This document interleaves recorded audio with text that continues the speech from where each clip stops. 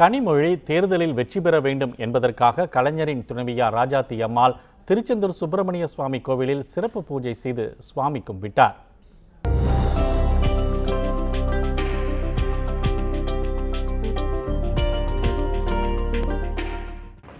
நம்மை பார்த்து கடவுள் நம்பிக்கை இல்லாதவர்கள் என்று சொல்லக்கூடியவர்களிடம் நான் ஒன்று கேட்கிறேன்.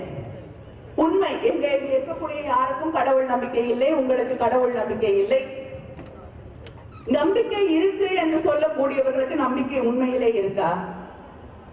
ஒன்று, உன்னுடைய கடவுளை தவிர மற்ற கடவுள்லாம் இல்லைன்ற. நான் அந்த ஒரு கடவுளையும் சேர்த்து கடவுள் இல்லைங்கிற, அவ்வளவுதான். மறைந்த முன்னாள் தமிழக முதல்வர் கலைஞர் கருணாநிதி போல கடவுள் மறுப்பு கொள்கையில் உறுதியோடு இருப்பவர் அவரது மகள் கனிமொழி.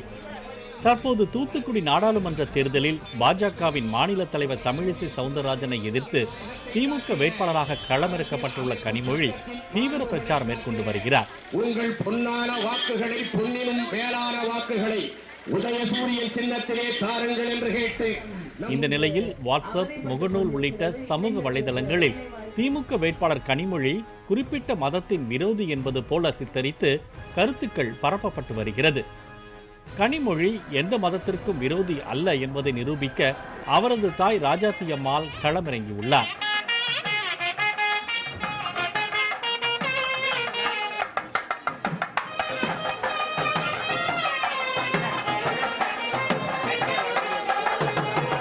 தனது மகள் கனிமொழி தேர்தலில் வெற்றி பெற வேண்டும் என்பதற்காக திருச்செந்தூர் சுப்பிரமணிய சுவாமி கோவிலில் ராஜாத்தி அம்மாள் சுவாமி தரிசனம் செய்தார். முன்னாள் திமுக அமைச்சர் தமிழரசி உள்ளிட்ட திமுக நிர்வாகிகள் உடன் சென்றனர். சுவாமி தரிசனம் முடித்து வந்த ராஜாத்தி அம்மாளுக்கு ஆசீர்வாதம் செய்த கோவில் அர்ச்சகர்கள் அவர்களுக்கு அபிஷேக பிரசாதம் வழங்கினர்.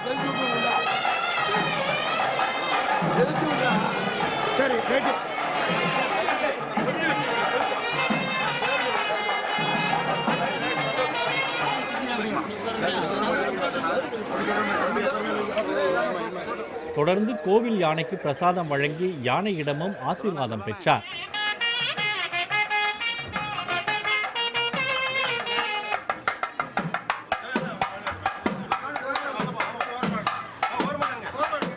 கோவிலில் இருந்து புறப்படும் முன்பாக ராஜாத்தி அம்மாள் தன் மகளை ஜெயிச்சு கொண்டு வரணும்னு வேண்டியதாக செய்தியாளர்களிடம் தெரிவித்தார்.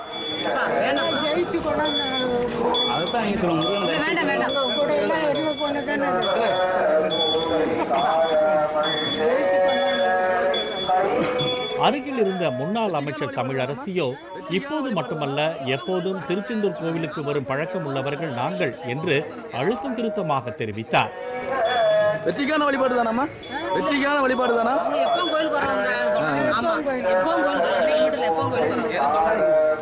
அதே நேரத்தில் கனிமொழியின் கடவுள் விமர்சனம் என்பது கடவுளுக்கு எதிரானது அல்ல என்றும், மக்களின் வேண்டுதல் நிறைவேறவில்லையே என்ற ஆதங்கத்தின் வெளிப்பாடு என்பது அவரது பேச்சை கேட்டால் புரியும் என்கின்றனர் திமுகவினர்.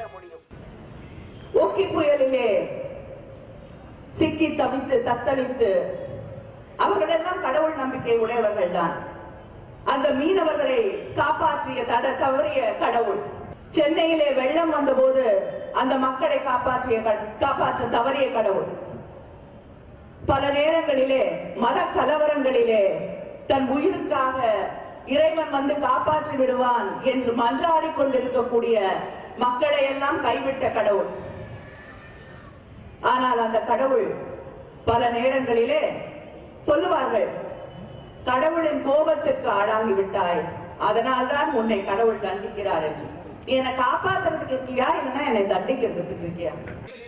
அதே நேரத்தில் கனிமொழி தான் பேசியது தவறு என்று திருச்செந்தூர் கோவிலில் மண்டியிட்டு மன்னிப்பு கேட்க வேண்டும் என்று இந்து முன்னணி தலைவர் ஜெயக்குமார் தெரிவித்துள்ளார். கனிமொழி அவர்கள் திருச்செந்தூர் கோவிலில் வந்து மண்டியிட்டு நான் பேசியது மன்னிக்க வேண்டும் என்று மன்னித்தால் இந்துக்கள் மன்னிப்பார்கள், அல்லது இந்துக்கள் ஒட்டுமொத்தமாக மன்னிக்க மாட்டார்கள்.